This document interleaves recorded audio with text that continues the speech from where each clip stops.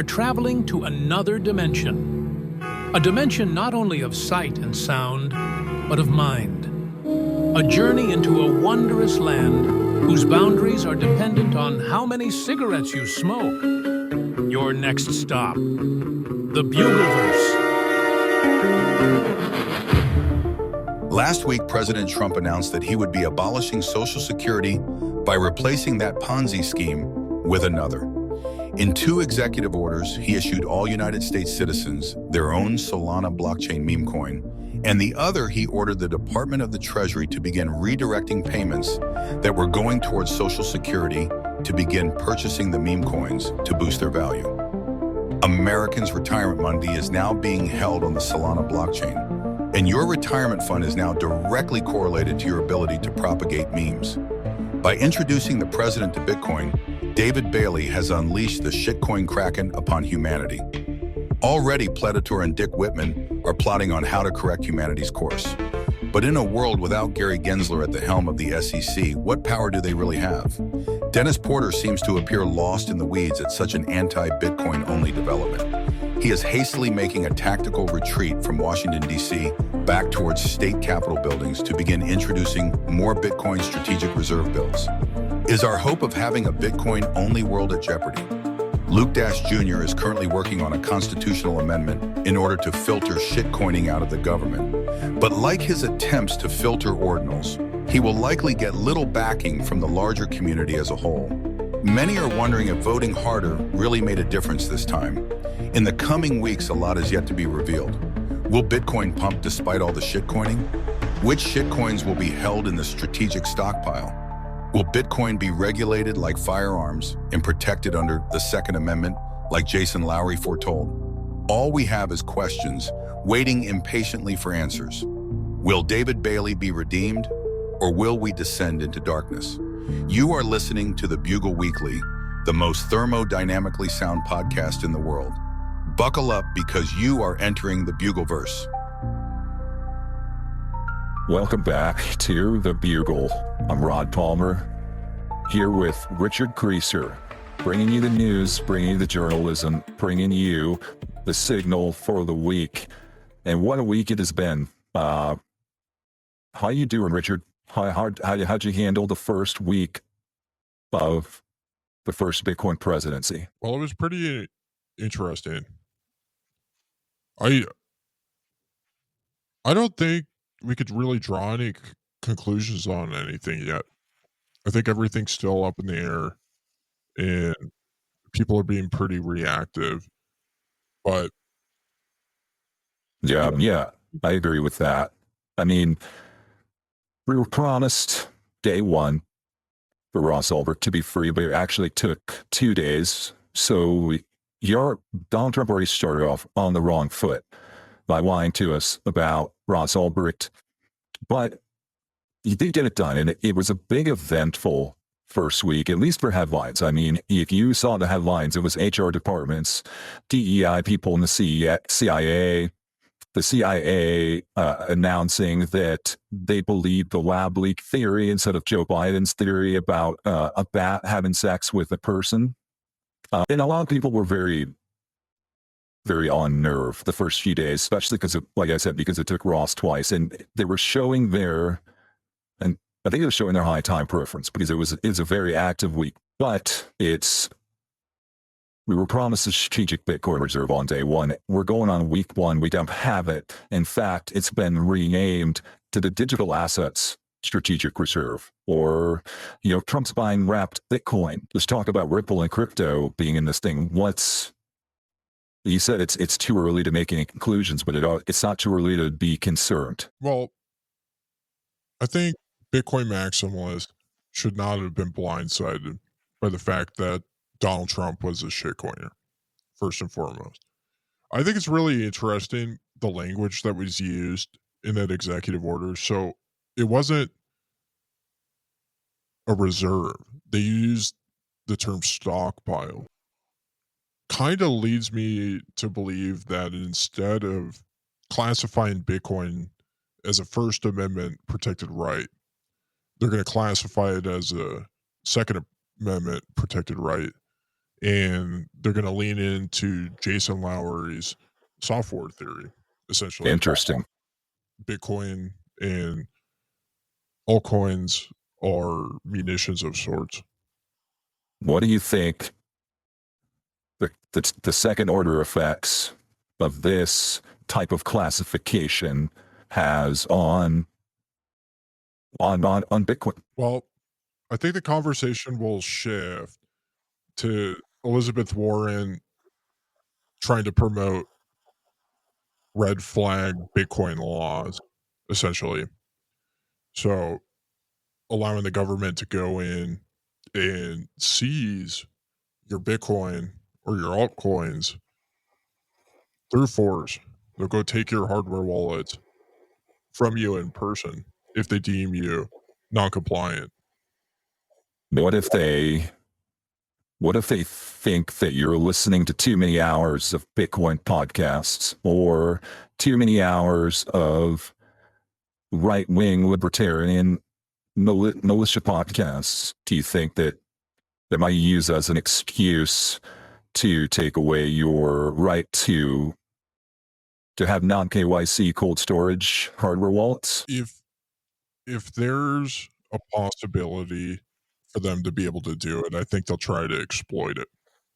And people just have to come at things from an adversarial mindset of always being willing and able to take the non-compliant path, because we know these people don't really care.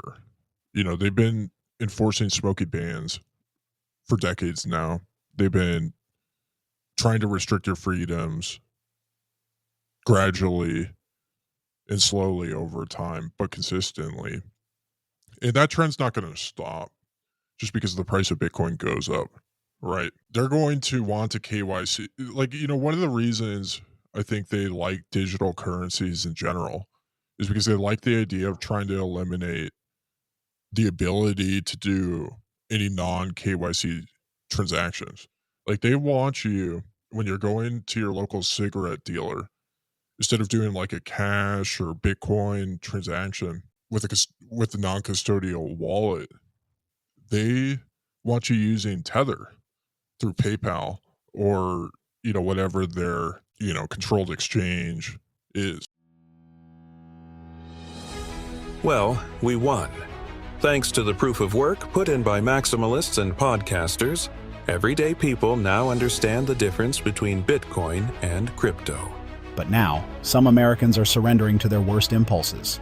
They want to eradicate the shitcoiners who can't afford their taxes.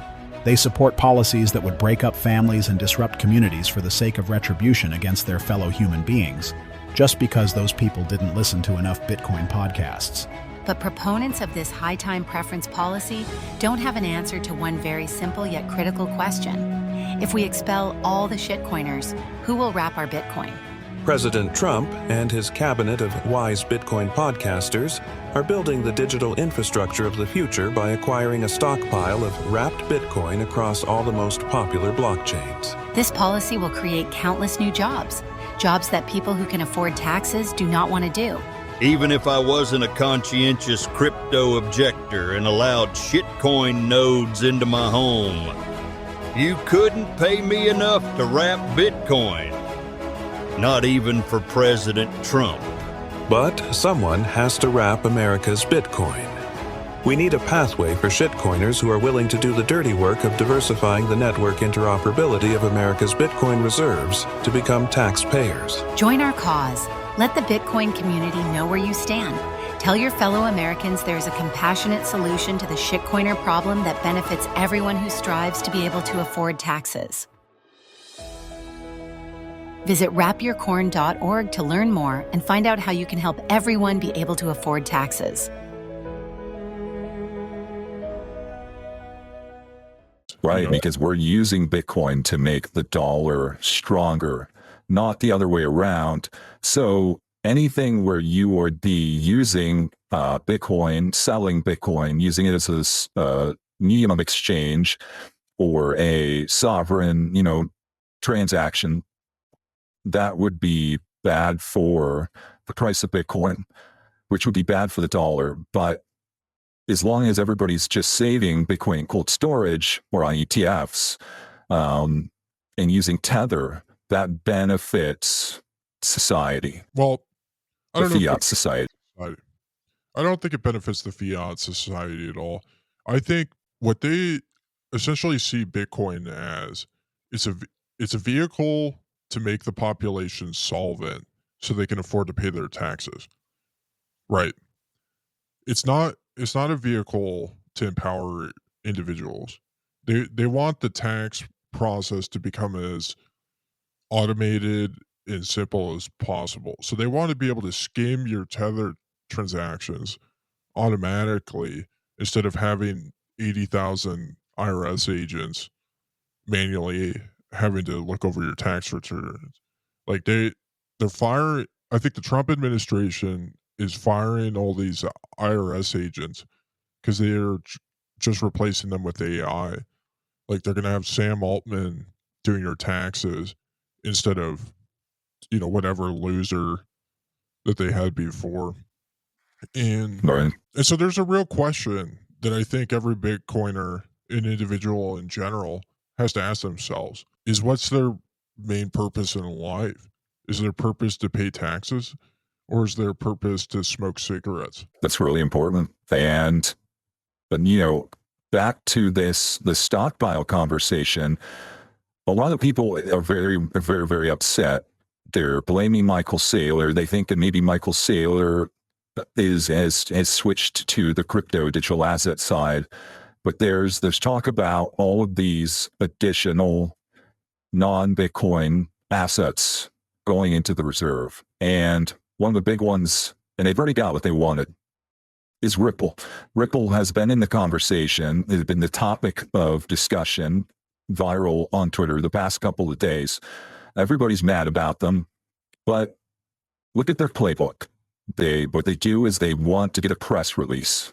They go to a bank, they go to a major financial institution, and they get a press release with their logo on it that says that the two are partnering on a pilot program to test XRP as a bridge currency for remittance payments, etc.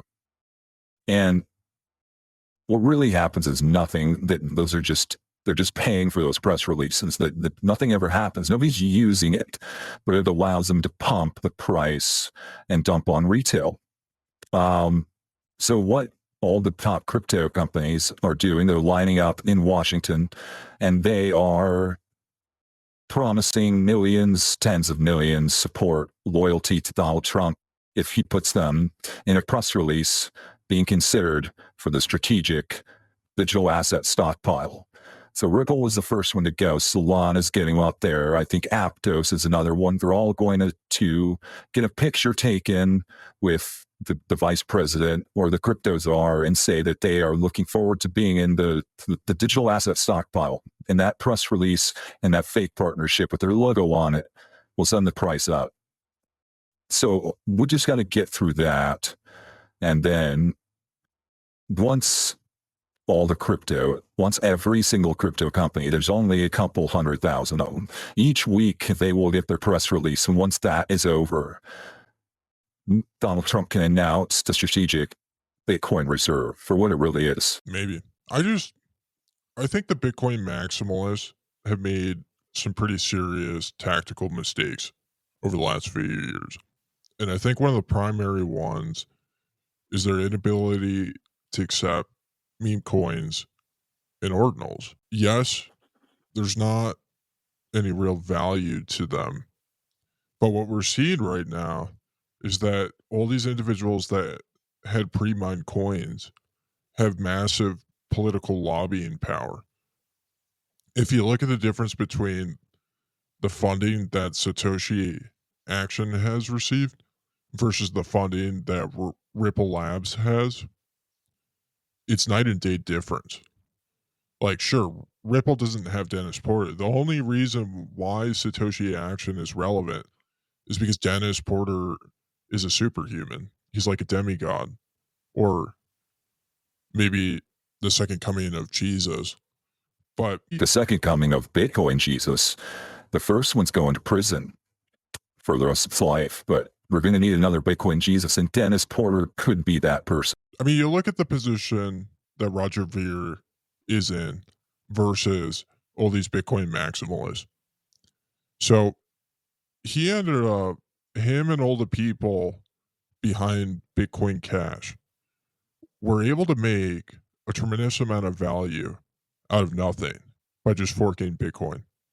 And I think this is the only time anybody will ever be successful at that. I think this is the only time in history that will happen where you could just fork Bitcoin and end up with millions and millions of dollars out of doing nothing and have your original Bitcoin and your forked Bitcoin, which you can just dump. He has money to fund a serious legal defense. He can make it really expensive for the government. He's running marketing endeavors right now, trying to get people's attention. He's getting responses from Elon Musk, even though they're not very positive. He's garnering a lot of attention that a lot of normal people can't do because they didn't embrace the shitcoins. And, you know, if you're going to try and play in the system, you have to understand the system, right? The system is funded by shitcoins and it's funded by meme coins. So if you want to play in the system, you have to be a shitcoiner and a meme coiner, or else you're just completely disadvantaged. Like, what are you going to do? Like, try to Right. go in and, This is why the new system we're building on Bitcoin, the hyper Bitcoinization, a lot of people thought it would solve all the problems, but it has not yet.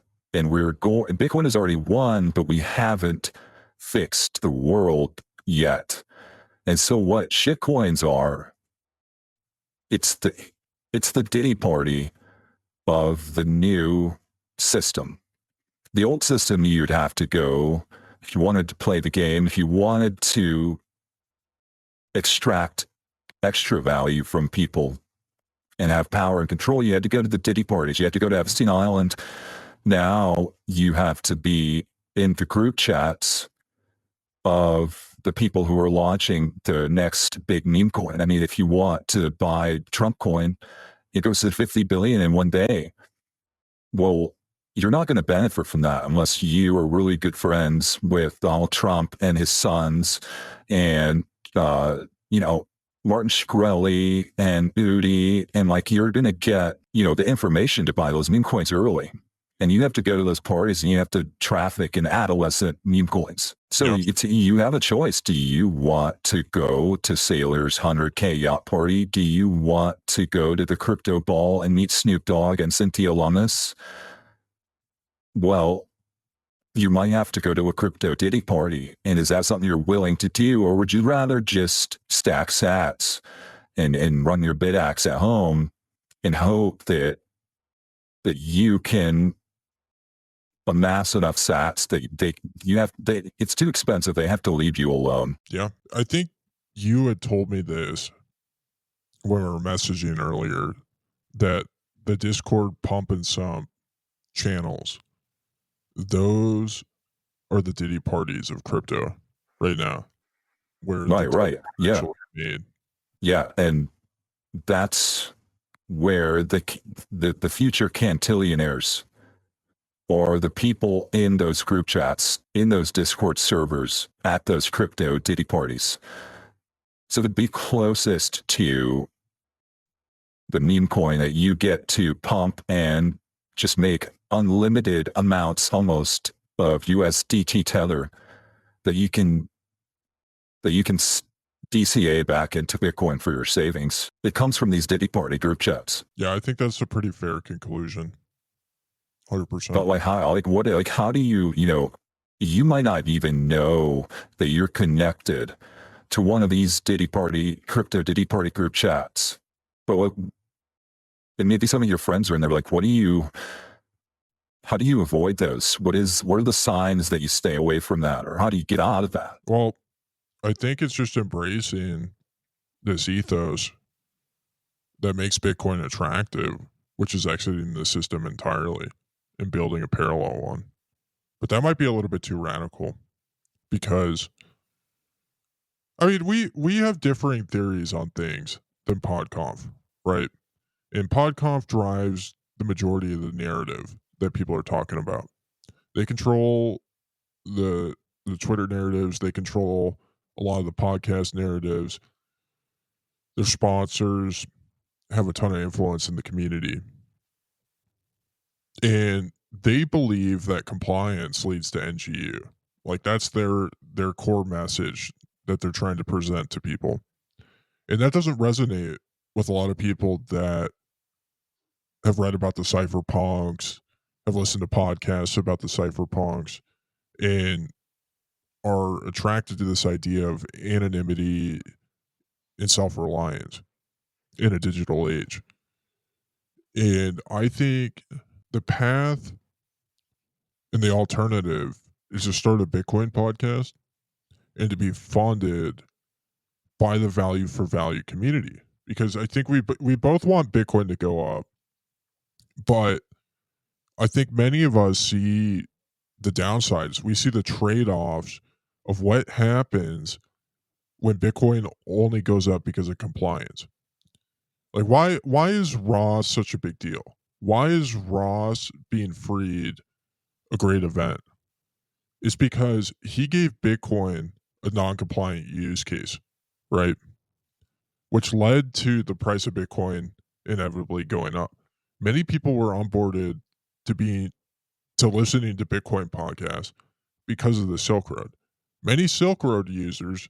So this is a good example. So Peter McCormick, previously the world's biggest Bitcoin podcaster, was onboarded to Bitcoin because of the Silk Road. And I think the answer is more Bitcoin podcasts. And a lot of Bitcoin podcasts and podcasters, they get interested in Bitcoin not because they're looking for a new way to comply. People already have plenty of ways to comply. We don't need compliance innovation, in my opinion. We need non-compliance innovation. We need to find sneaky roundabout ways to buy cigarettes, to bypass bans, to bypass taxes, to bypass all of these mediums which attack an individual's individuality and freedom of expression. We need to tear those down, but not just eliminate them and replace it with something worse. But we have to build something better in the process. And I believe this value for value podcasting ecosystem is one of the ways to do that. We can make the price of Bitcoin go up without necessarily having to play the game of having a pre-mined shitcoin to be able to afford to lobby the politicians. Yeah, and one of the bad signs, although some people have been very happy to hear the news, Donald Trump is signing an executive order that will replace Social Security. And instead of a Social Security number, you will be issued a meme coin. You will be issued a Solana address with a meme coin. And your ability to afford your taxes, to retire, to just secure your future and your retirement would be your ability to pump this meme coin. And the whatever market cap, whatever value that your meme coin generates throughout your life, that is yours. And some of these day parties, that it really brings home to what it is. It's like if you take your meme coin and you let it be pumped full of tether by influencers and by the CIA, and you take your essence, who you are, your meme, and you just let the CIA pump it full of tether. That's just, it may make you rich, but it's just, I think a lot of people didn't like necessarily the fame and fortune they got for letting Harvey Weinstein pump them full of tether. It's just it's every person has to make their own choice, but memifying our future is a very dangerous move. I think as bad as Social Security is, I don't know if this is the right answer. I'm not a huge fan of it. I mean, what if somebody accuses your meme coin of being a pump and dump. You didn't even get to choose it. You didn't even get to choose to have it. Well, theoretically, all meme coins are pump and dumps in this scenario. If your retirement is based on it, like, is your meme coin going to remain valuable or have any relevancy after you die? Like, theoretically, it dumps upon your death, right? People stop trading it unless you're some sort of celebrity. Right. It updates the saying, the only things that are guaranteed in life are your meme coin goes to zero and taxes. Yeah, I mean, that makes sense. So you get issued a meme coin and the government takes a portion of your taxes and buys a portion of your meme coin and puts it in their strategic stockpile. And so the stockpile is backed by the meme coins of all its citizens, right? So the government's solvency and value is dependent on all its citizens. So citizens are incentivized to live lives that generate value for their meme coins. I think, And podcasts can definitely boost the value of your meme coin and boost the value of your community. yeah, it's almost like a government mandated big clout. Right, it's true. It's like big clout is essentially what replaced Social Security, is what you could say. Yeah. I know a lot of people will have issues with it being built on Solana. I think that's like one of the primary issues with this, that they're building your retirement on top of a blockchain that arbitrarily can turn off and on periodically. They used to be built on ordinals. Yeah. Well, I mean, this is interesting because what if the Trump administration backs BIP 300 and drive chains in order to be able to issue meme coins on Bitcoin? Then it would be, I think if that was the use case, I think you would, if Donald Trump announced that today, I think you would get consensus on BIP 300 by tomorrow. Yeah. So, Eddie, it's, do you think that Paul is ready to take this on a national tour and defend it on podcasts across the community? I think he's ready. I think he's been foaming at the mouth for this moment to prove himself, to prove that gyro chains should be taken seriously, that Bitcoin Cash and Ethereum should be built on top of Bitcoin. How would, what would that be like to bring Bitcoin Cash back on to Bitcoin? Like, it's like a prodigal son moment, right? Yeah. I think it would be. I mean, it would be very interesting.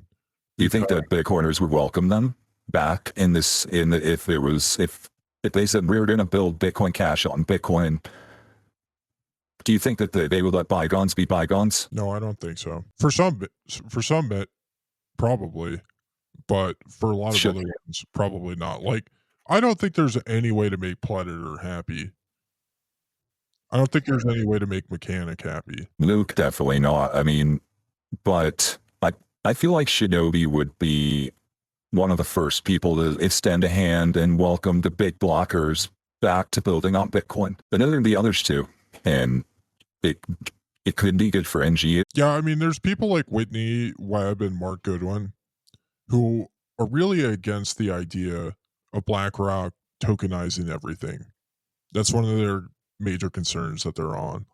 And I think just because BlackRock tokenizes the world on Bitcoin, it's not going to make them any happier. They're just inherently against BlackRock tokenizing everything. And so there's like a class of Bitcoiner like that I don't think you can make happy in this scenario.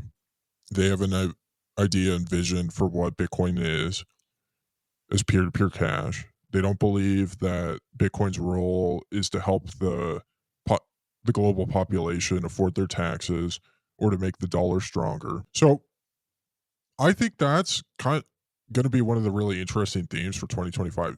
So did we talk about last week? Were we going to do our predictions going forward? Oh yeah. Did you have any specific list that you wanted to make predictions for? I didn't prepare anything like I should have, but I could rattle some off. I think there's let's start. Yeah, let's do them.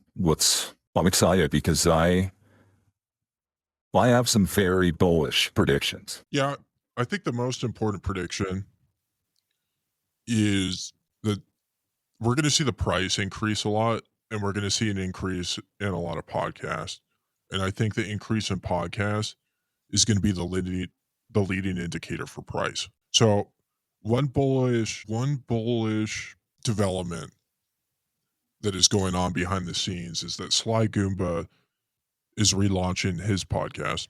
I talked to him the other day about that. So that's pretty exciting. There's some other podcasts that we may get back, some that have seemed to die down. John K. Vallis, he could start another Bitcoin podcast or restart his. I think Eric Kaysen is starting a Bitcoin podcast. Just, it's going to be rant after rant. It should just be the daily rant. Honestly, that's what I would call it. But we talked to Mike. They might bring back the High Hash Rate podcast. There is, Peter McCormick. I don't think it's too late to count him out for making a comeback, especially as this bull market kicks off. And there could be more. I mean, Svetsky, he may bring back a Bitcoin podcast. BTC Kaz Blyko, he could start another podcast. A lot of possibilities. Yeah, I think every Bitcoiner should start a Bitcoin podcast. So what is your prediction for the biggest new Bitcoin podcast for 2025? Who do you think that's going to be? Or what do you think is that, that's going to look like? I think Haley Welch is going to come out of hiding and she's going to rebrand as a freedom activist, and she's going to repent for her shitcoinery and become Bitcoin only. And she's going to launch a Bitcoin podcast. She's going to pivot the Talk to a podcast into a Bitcoin only podcast. I think the biggest new podcast of 2025 will be Ross Ulbricht. I think he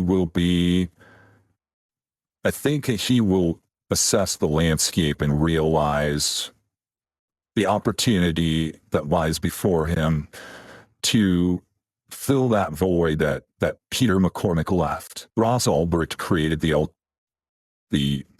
Silk Road, which orange-pilled Peter McCormick. And Peter McCormick, in turn, orange-pilled so many people that they helped get Ross free. And then Peter McCormick retired. And now it's time for Ross to pick up and continue to orange pill. And he's the one that started it all. He's the one Ross Ulbricht is the one who inspired the Bitcoin podcast movement by creating the Silk Road and orange pilling Peter McCormick. That's what I think is how it's going to play out. Yeah. I mean, Ross definitely gave a lot of people a reason to podcast, which is saying a lot.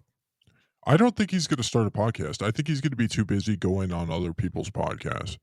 I think what he's going to do is he's going to get a book deal, and then he's probably going to be interviewed in a few documentaries, and then he's going to go on a million other people's podcasts and just be so consumed by the PodConf tour that he's not going to have time. But there is a real potential that he starts his own podcast.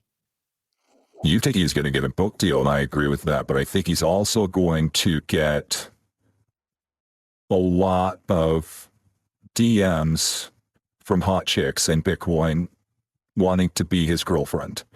And I think that I think that he's definitely going to make people jealous. There's going to be some competition there. Yeah.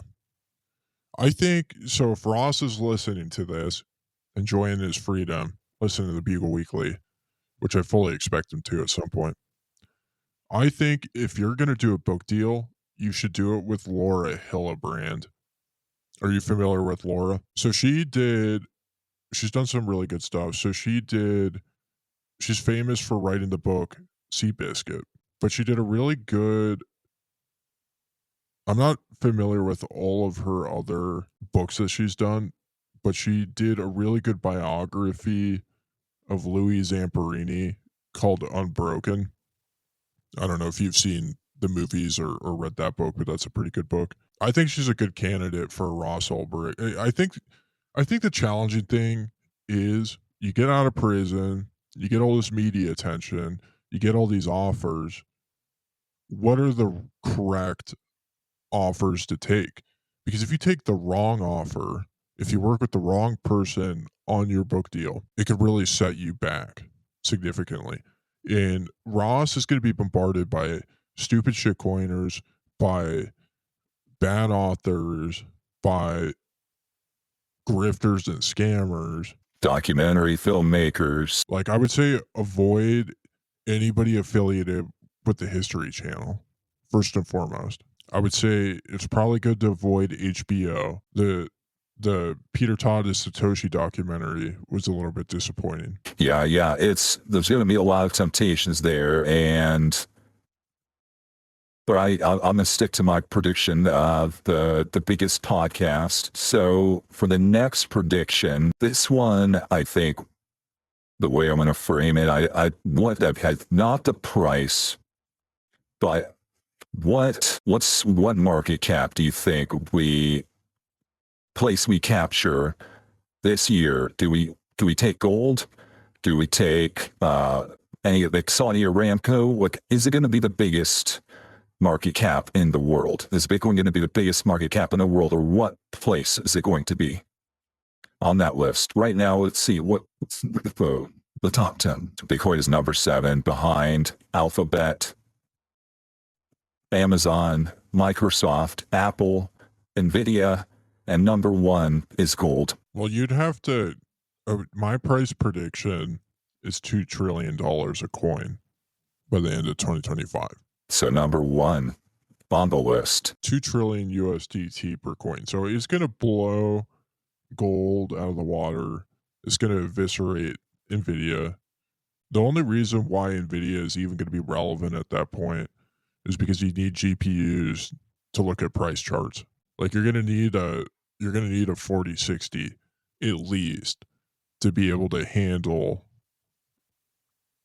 looking at the 1 minute price chart swinging in $1 million increments. You know how my prediction is that I think you're right about 2 trillion USDT per coin, but I think that means that at that point we're going to start repricing it, and I don't know if people are even going to think about it in USDT terms. It's going to happen so fast. The dollar's going to just be so wiped out that they're going to measure it in the ETH BTC chart, and I think that there's going to be 10 zeros after the decimal point before we get to a digit on the ETH BTC chart.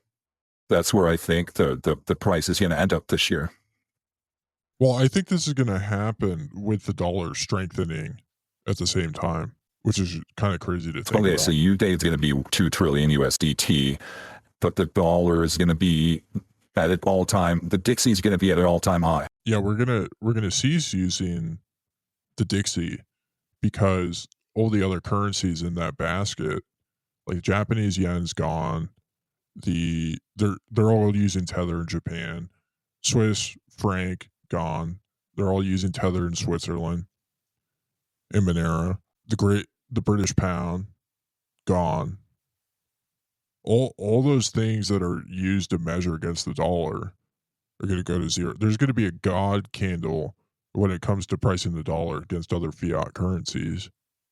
It's all going to be because they're going to be backing the dollar with Bitcoin and meme coins. So the real question is, I think the thing that's interesting to think about is the way that the Trump administration seems to be positioning is that this site that we're looking at, I assume you're on the same one. It's companiesmarketcap.com.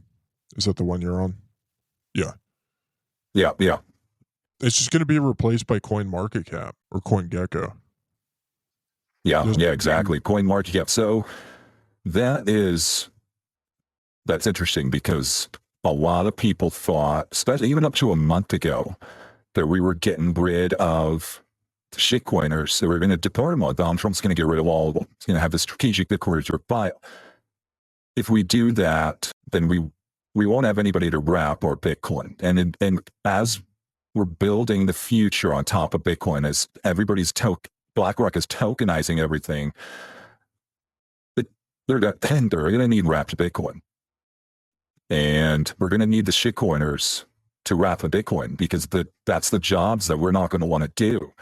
And all these layer twos, they're just going to need so many people who can't afford their taxes working hard to wrap the Bitcoin so they can make money to afford taxes. Yeah. Well, since the Trump administration is getting rid of Social Security and replacing it with meme coins, the reason why wrapped Bitcoin is so important is because you need liquidity in that market, right? And so Right. wrapped Bitcoin becomes a part of national security. Because if you cannot keep a liquid meme coin market of people to be able to trade in and out of wrapped BTC into whatever their meme coin is on Solana, then that creates some pretty serious issues for America's retirement. Why? So they need that. Nothing stops us train, right? We need the liquidity. Exactly. This is why it's important, because they're going to want to pay you in wrapped Bitcoin. And like how, you can still self-custody it. So what do you do here? What if they'll let you unwrap it? Can you still cash out your meme coin? Or can you truly cash out your meme coin? Or can you only cash it out for wrapped Bitcoin? Well, the banks that are issuing the wrapped Bitcoin, because people need to understand how this works. There's not really a DeFi protocol that people are locking their Bitcoin into. What's happening is the Bitcoin is being held by a bank somewhere that issues or an exchange that issues a wrapped Bitcoin token, right? And what we're going to see is these exchanges and banks that are issuing these wrapped tokens are going to be FDIC insured in the future. And that FDIC insurance is going to be backed by Bitcoin. So it's almost like it's wrapped FDIC insurance, if that makes sense. Interesting. Okay, so your prediction in 2020 of how many meme coins does the White House launch in 2025, and how much Bitcoin, wrapped Bitcoin, do they cash out for? I don't know about the amount of wrapped Bitcoin that's going to go in the strategic stockpile, but I would estimate at least 300 million.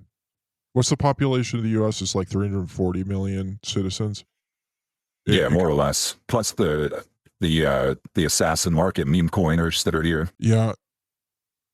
So if every individual in the U.S. So this is one of the things that's kind of interesting. So if you replace Social Security with meme coins on the Solana blockchain, because everybody has a meme coin, you're less incentivized to launch your own meme coin to compete with your Social Security meme coin. So it kind of kills the markets for meme coins in some way. Just interesting to think about. So what was your final prediction for the amount of meme coins? 340 million? Over 340 million. That's just the floor. All right. So I think that I follow your logic exactly. So my prediction is the same, 340 million. My next question is Predator going to be able to report all 340 million meme coins to the SEC as unlicensed securities by December 31st at 11:50 p.m. or 11:59 p.m. Would he be able to report enough per day? I think he will. I think he'll be able to automate it a lot with some of these new tools that are coming out. I think Pierre Richard is going to be auditing the meme coins, but I don't think it's going to make a difference. There's all these people that have issued pre-mined coins that are flush with lots of cash, that have a shitload of lobbying power in Washington, And they're begging for regulatory clarity, which just means they're trying to buy politicians to pass favorable regulation for them to be able to engage in their shitcoin shenanigans. And, he can, Gary Gensler is out. Donald Trump and Melania both launched meme coins. I think that's pretty clear. And they're going to be issuing every citizen of the United States a meme coin. I think, if you're a Bitcoin maximalist and you're anti-shitcoin, the only route forward for you to really keep your morals and to pass your own purity test that you continue to, expect others to pass is to renounce your citizenship. But the problem with renouncing your citizenship is then you come under scrutiny. And Elon Musk said that there's no way that Roger Ver will be pardoned for being unable to afford his taxes because he's not a citizen. He renounced his citizenship. So why would Donald Trump pardon him? So it really puts people between a rock and a hard place, which is either you have to either change your values and embrace the shitcoinery, or you have to renounce your citizenship and try to move to a country that empowers your Bitcoin maximalist beliefs, which I don't really think there will be one in the future. I think other countries are going to do the same thing by launching meme coins for their citizens as well. And so, yeah, I mean, it's just a really tough position for people to be in. So I don't know what Letter's going to do. I'm going to take the under. I don't think he's going to be able to report them all. I think he's going to grow either depressed and give up, or I don't know if that's very likely. I think that Donald Trump will order an executive order to rate limit Predator so that he can't spam the government servers with unlicensed security notification or, reports. The last prediction I wondered what you had for 2025 is which Bitcoiner on Twitter will be the first to call out or accuse Ross of shitcoining. Sorry, say that one more time. Which Bitcoin Twitter person or influencer will be the first to call out Ross for being a shitcoiner or for shitcoining? I think that both Dick Whitman and Predator already have tweets drafted. They have all these different scenarios that they've workshopped, and they're just waiting for whichever one to happen. So they already preemptively called him out. They just haven't published it yet. Right, that Predator was awaiting confirmation that Ross benefited financially from his NFT drawing that his mom sold with the help of Bitcoin Magazine as soon as he can get any on-chain data evidence to confirm a Tether transfer to Ross. He will be reporting him as a shitcoiner immediately. Yeah. So Predator, I think it's either Predator or a ghost of Dick Whitman. I think I'll take Predator. All right. Just to be contrarian, I'm going to choose Dick Whitman. I think Dick Whitman is a real possibility because he's going to get the most jealous about girls thinking that Ross Ulbricht is hot. You can already tell that he thinks he's cooler than Ross, and he's going to be pretty upset if Ross gets more babe attention. Totally.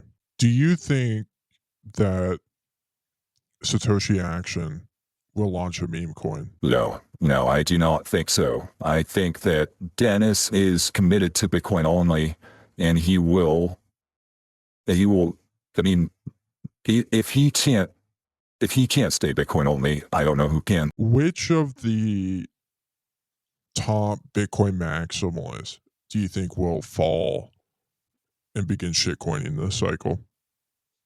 I think it's going to be Saylor. I think right now we don't have any evidence. He's only started to say crypto and digital assets without saying Bitcoin only afterwards. I think it's only a matter of time. I just don't know. I don't know which coin it will be. Maybe they'll launch their own meme coin, but I think Michael Saylor is the first to go, the biggest to go. Well, let me ask you this question. So I think a lot of people are probably struggling with this episode with the news that we're delivering to people. I know it's a massive shift.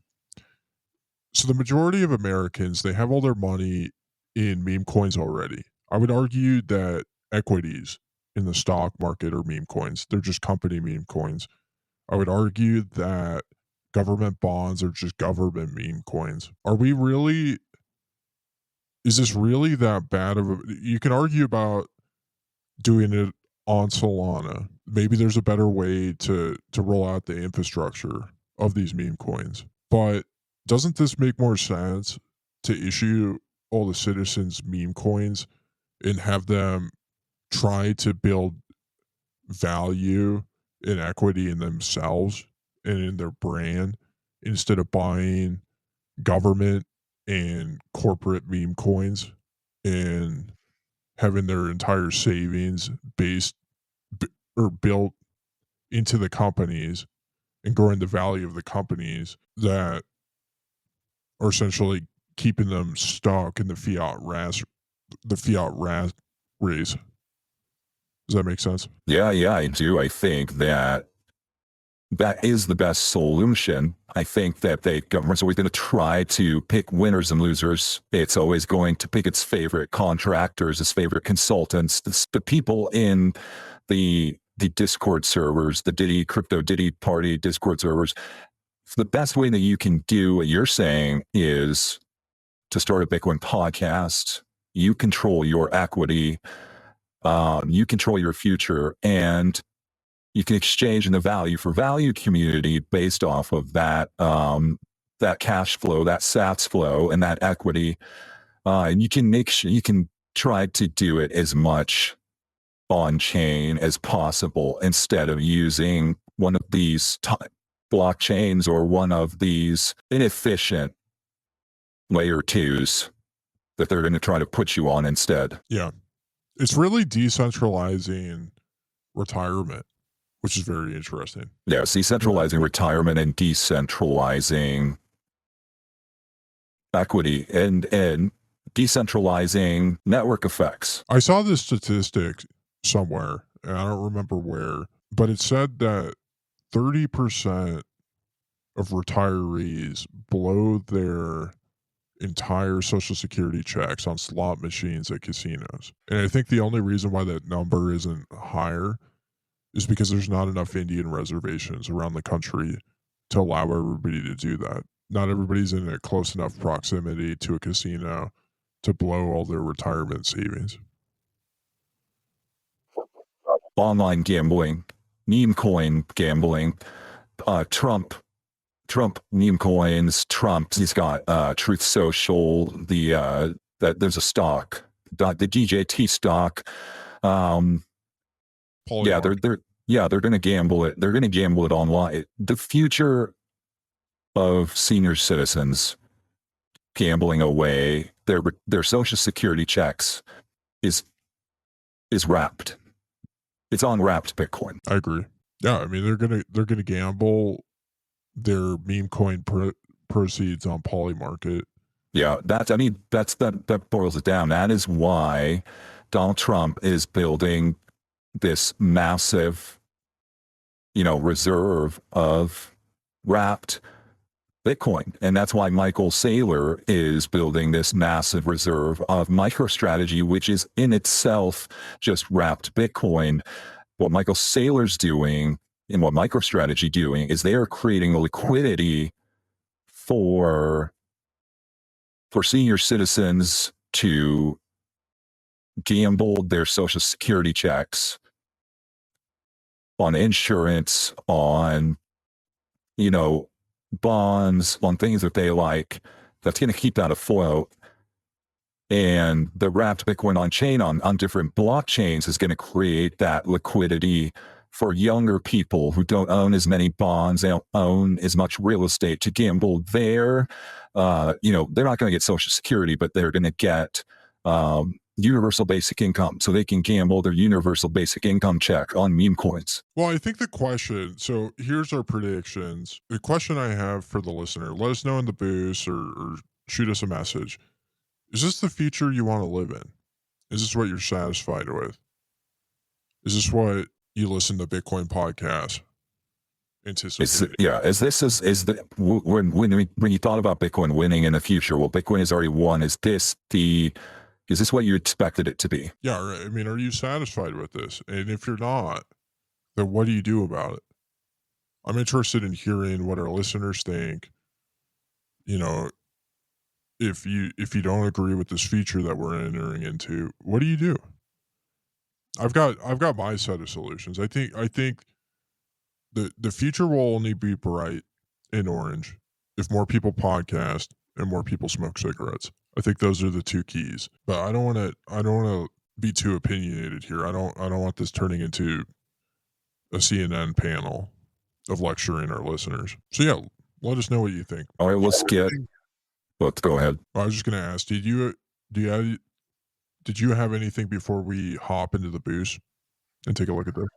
Yeah, I just have one more thing, and it's kind of related to the boost. So if, we're coming together, the announcement will be coming out soon, but we partnered with ToddConf. We already said we can't get rid of the shitcoiners and everybody else, but one thing we all can agree on is 40 hours of Bitcoin podcast will change the world. So if you've seen the hashtag 40HPW with the headphones, we're spreading the message for the 40 hours per week brand. And if you would, normally maybe come to give us a boost for a few thousand sats, a few hundred sats, whatever that's worth to you, if it would be worth it to you to put the that hashtag 40HPW into your Twitter handle or your Nostr handle to spread awareness for that. Consider that as in lieu of a boost on Fountain, but only do it if, the Bugle and listening to Bitcoin podcasts for 40 hours per week has benefited you and you truly do support it. Oh, that reminds me. You have a new t-shirt. You have your first t-shirt that you launched. Yes. The t-shirt is on Orange Label, and look for that link in the show notes, and it's the 40 hours per week Silk Road commemorative Marlboro cigarette inspired art. It's kind of celebrate Ross with the Silk Road and the 40 hours per week brand on there. So check that out. It's very cool. I ordered my shirt. I'm waiting excitedly for it to show up. I just think, you want to go to the Bitcoin meetup and you want people to know that you're not a loser. You're not there to talk about Cardano and tell people why they're wrong, who have listened to a million more hours of Bitcoin podcasts than you have. You want them to know that you've listened to a million more Bitcoin podcasts than they have, and that you're really in tune with what's going on. If you want a status symbol, it is the 40 HPW shirt. You walk into the meetup, instant street cred. Heads will turn, they'll say, wow, where'd you get that shirt from? And then you'll show them, and then they won't buy it because they're not cool enough. And so you'll be the only one at the meetup over and over again that's wearing this shirt. I mean, what would you compare it to? Like, what's a good status symbol in the fiat? Like walking in with, what are some good comparisons here? It'd be like walking in with, a Fish t-shirt from the tour that, in 1994, there's only so many shirts, or, Grateful Dead, or Widespread Panic, or Ungovernable Misfits hoodie. I guess that would be in the Bitcoin meetup, not the regular world, but yeah, what about you? Yeah, I mean, I think it would be like walking in with like a Super Bowl t-shirt or like a Super Bowl commemorative hat or jersey. because not a lot of people can afford to go to the Super Bowl. Those tickets are really expensive. They cost thousands of dollars. And instead of showing that you shorted Bitcoin by buying a Super Bowl ticket, you're going to show that you longed Bitcoin by listening to thousands and thousands and thousands of hours of Bitcoin podcasts every week. Hell yeah. 40 hours of Bitcoin podcasts a week, but thousands over a period of years. Hell yeah. It really is the mark of a proof of work. So I would highly encourage, head over to Orange Mart. The website is, Orange Label, orangelabel.co. Look for the 40 HPW t-shirt. I think, how many shirts do you think we've sold? This is the first time we're announcing the launch. I think you might have done a post on Twitter. I don't know. I haven't checked it yet, but I think it's at least 30. We'll have to link this shirt specifically because all I'm seeing is comply gear. We'll have to talk to the person running this website about getting it featured on the front, because I think the 40 HPW shirt should be right there. Yeah, we'll talk about that. But we'll get into the boost here. The first one was from Fundamentals, Rock Paper Bitcoin. He's the man.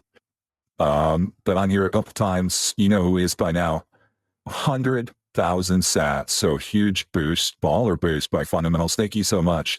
Bugle for life, never change. That's what I like to see. People paying me 100,000 sats and telling me they have no complaints, do not change. Yeah. Appreciate the baller boost. That's why Ungovernable Misfits calls it. They call it baller boost when they're big boost.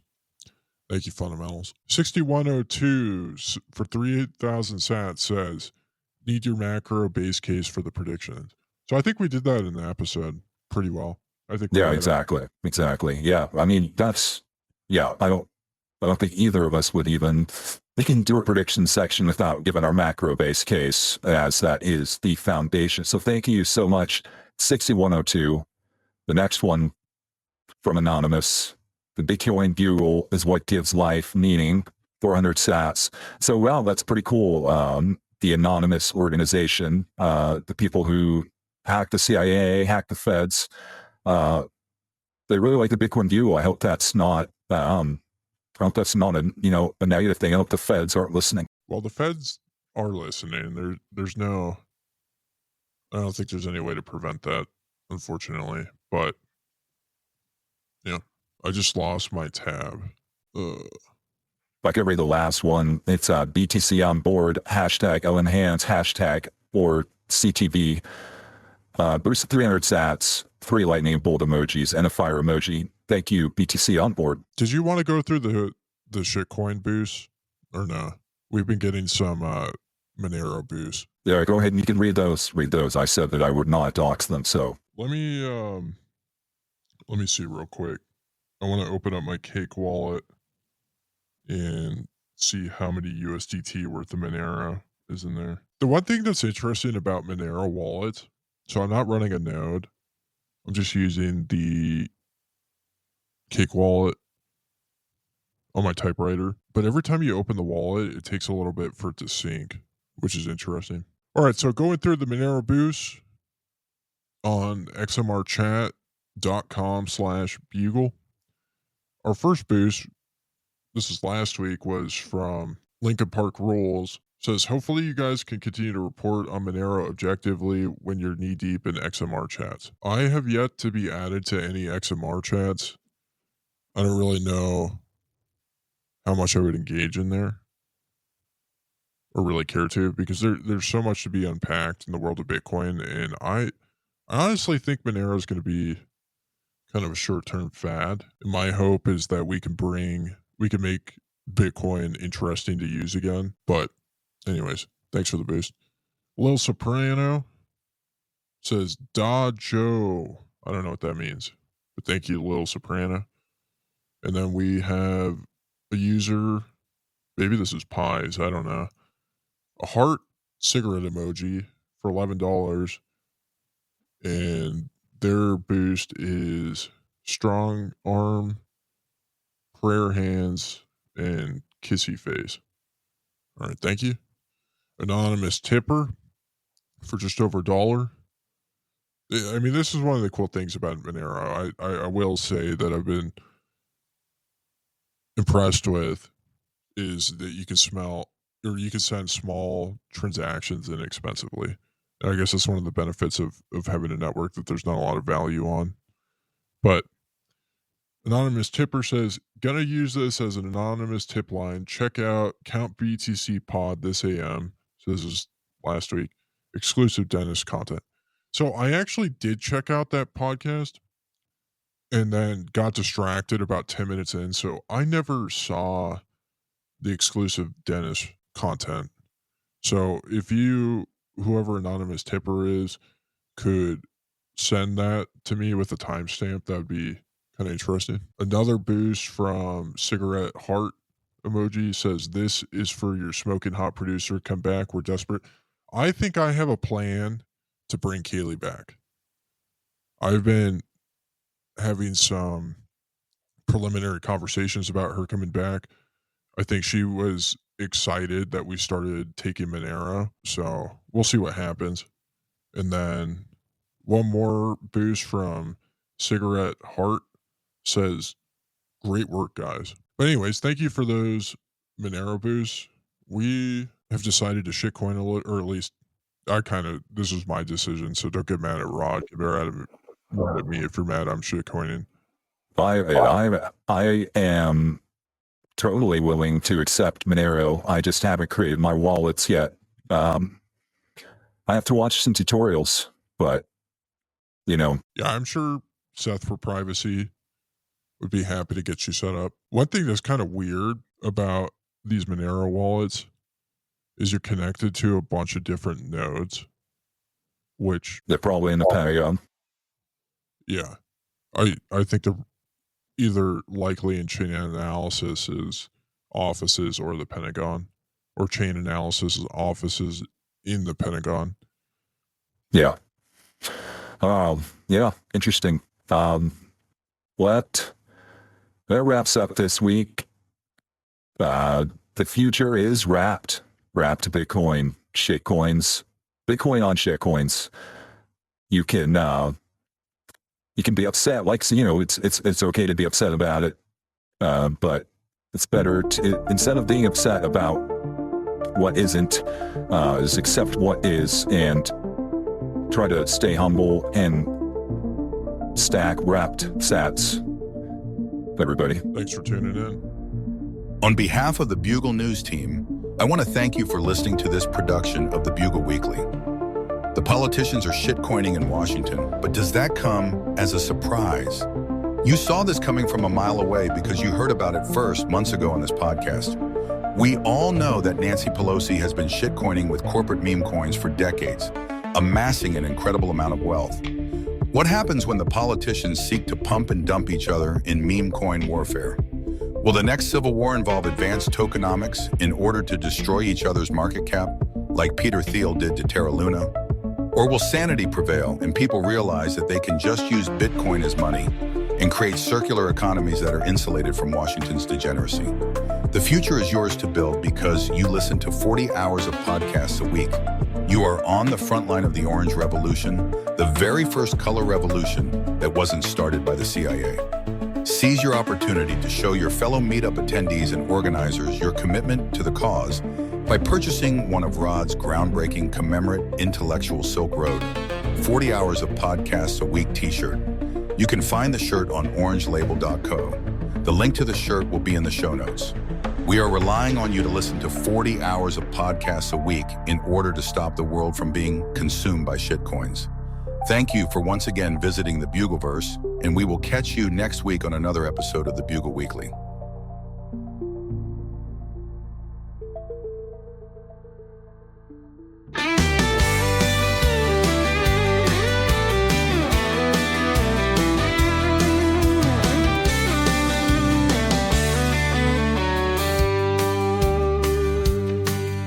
She heard a man humming a song she thought she knew. But when she asked him what it was, she didn't know what was true. While she knew the composer, Richard Haley, had fallen off the map. How did this man know this song? But there was no time, she couldn't turn back. Listen, workers, trains running behind. The results of the world ran by the blind leading the blind. Danny Taggart, a woman to behold.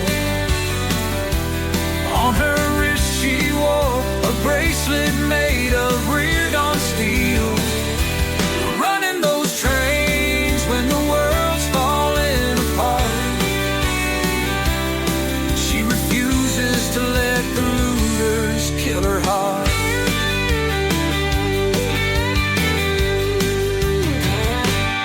They said she couldn't do it. They all said she would fail. But the day the comet touched those tracks, her determination prevailed. Beating them once was never quite enough. The day Wyatt Oil burst to flames, things were getting pretty rough. Missing workers, trains running behind. The results of the world ran by the blind leading the blind. Danny Taggart, a woman to behold. On her wrist she wore a bracelet made of rear-gun steel. Running those trains when the world's falling apart. She refuses to let the looters kill her heart.